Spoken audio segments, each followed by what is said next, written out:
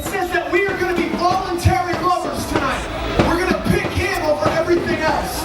This is not about Sleeping Giant. It's not about music. This is about worship in the heavens, you guys.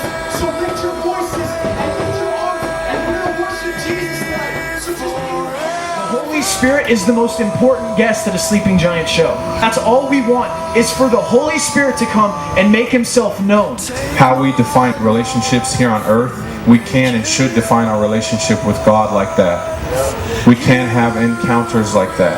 He expects and wants you to have encounters like that. He doesn't want to be a concept to you. That's right. He wants to be your Father.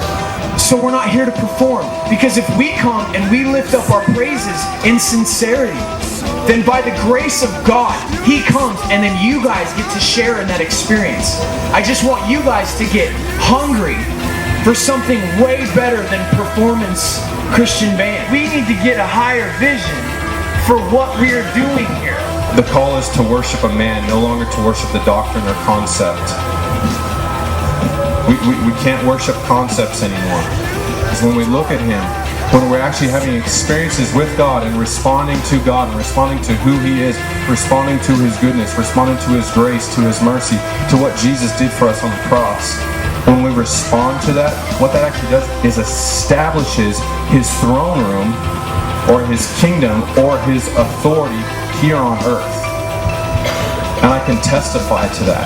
The safest place for the bride, you guys, to become familiar with what it's like when the Holy Spirit enters the picture is in worship. But tonight when we play, when you guys see us play, I want you to come with an expectancy that because we're lifting up praises biblically that sometimes are spontaneous, that God is establishing room for Himself to hang out.